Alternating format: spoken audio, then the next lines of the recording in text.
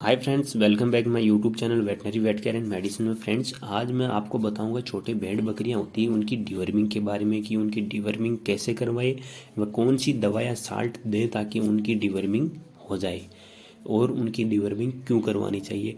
तो फ्रेंड्स, मैं आपको बता दूं, जो हमारे भेड़ बकरियां होती हैं उनके जो पेट के अंदर एंडोपेरासाइट्स बन जाते हैं, पेट के कीड़े उत्पन्न हो जाते हैं, कीड़े पैदा हो जाते हैं उनमें। उनको नष्ट करने के लिए हमें उनको भूखे पेट कुछ ऐसी साल्ट की टेबलेट्स और दवा देनी पड़ती है ताकि वो मर जाएं। तो फ्रेंड्स, हमें साल में जो भेड़ बकरियां होती हैं उनकी 3 बार अलग अलग साल्ट से अलग अलग साल्ट की जो दवा आती है वो देकर उनकी डिवर्मिंग करानी चाहिए। दूसरा, जो हमारा भेड़ बकरी या जो भी नवजात मेमना है वो 1 महीने का होना कंपलसरी है, क्योंकि इसके पीछे भी एक कारण है कि जब हमारा मेमना या छोटा बच्चा होता है उनको अपन डिवर्मिंग कराते हैं तो उनके जो साल्ट वाली टेबलेट्स आती है डिवर्मिंग के लिए, वो टेबलेट्स उनके लीवर पे इफेक्ट करती है, उनके लीवर को भी कमज़ोर करती है। इसलिए उनके लीवर का भी मजबूत होना ज़रूरी है। इसलिए डिवर्मिंग वाले जानवर का 1 महीने का होना कंपलसरी है। ये आप ज़रूर ध्यान में रखना फ्रेंड्स।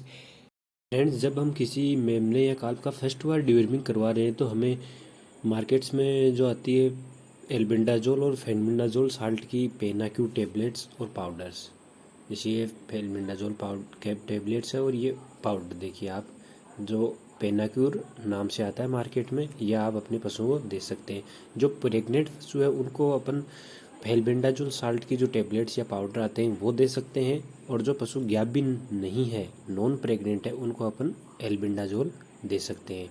ये फेलबिंडाजोल है जो अपन प्रेग्नेंट पशु में दे सकते हैं, और ये जो एल्बिंडाजोल है आपके सामने ऐसी टेबलेट्स आएंगी, ये अपन नॉन प्रेग्नेंट पशु को दे सकते हैं।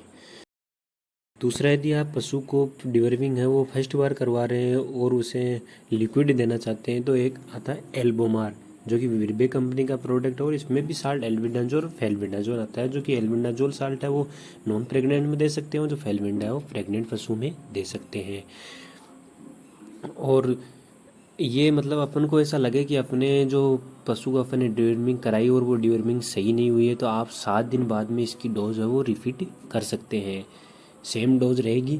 दूसरा, यदि आपको फिर भी लगे कि आप अपने पशु की डिवर्मिंग कराना चाहते हैं फिर से, तो आप 4 महीने पहले उसकी डिवर्मिंग नहीं करा सकते हैं। दूसरा, इसकी जो डोज होती है वो सिप में होती है 10 ml ओरली, और जो काफ होते हैं उसमें 15 से 20 ml ओरली दे सकते हैं। और फ्रेंड्स, आपको बता दूं, जो उन पशुओं में या जिन जानवरों में अपन डिवर्मिंग करा देते हैं उनमें जो होने वाली मेटाबॉलिक डिजीज़ है वो बिल्कुल ही होने के चांस कम रहते हैं, उनमें बहुत कम चांसेस होते हैं कि मेटाबॉलिक डिजीज़ उनमें हो जाए। दूसरे, ज़्यादातर पशुपालकों की यही कंप्लेंट रहती है कि हमारा पशु है कम चारा दाना खा रहा है, पानी है वो बिल्कुल नहीं पी रहा है, उसका वेट है वो बढ़ नहीं रहा है, दूध भी कम होता जा रहा है, दूध भी नहीं बढ़ रहा है। तो इसका कारण भी यही है फ्रेंड्स, या यूँ कहते हैं कि उनको जो खाना है वो लग नहीं रहा है। तो इसका कारण भी यही है कि उनके पेट में कीड़े हो गए हैं जिनको मारने के लिए उनकी डिवर्मिंग कराना जरूरी है। अभी तक उनकी डिवर्मिंग नहीं हुई है। और यदि सेकेंड ट्राइमेस्टर में साल में दूसरी बार अपने पशु की डिवर्मिंग करा रहे हैं तो एक हाईटेक आता है जिसमें आयुर्वेदिक का साल्ट आता है, वो आप अपने पशुओं को दे सकते हैं 10 ml सिप और गोट में, और बड़े जो काल्फ और बछड़े होते हैं उन्हें 20 ml ओरली दे सकते हैं। ये भी एक हाईटेक आता है विरबे कंपनी का प्रोडक्ट।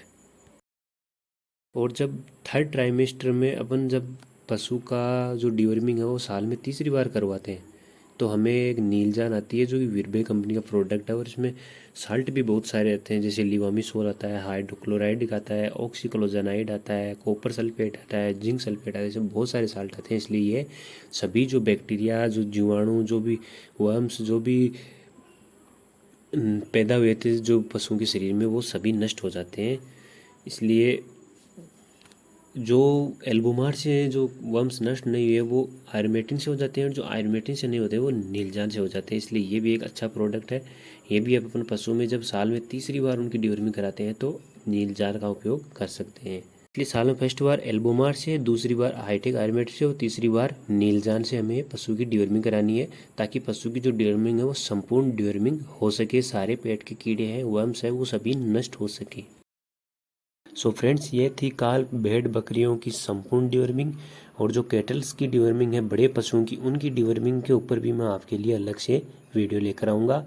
और वीडियो अच्छा लगा हो तो लाइक और शेयर कीजिए ज़्यादा से ज़्यादा। थैंक यू, धन्यवाद।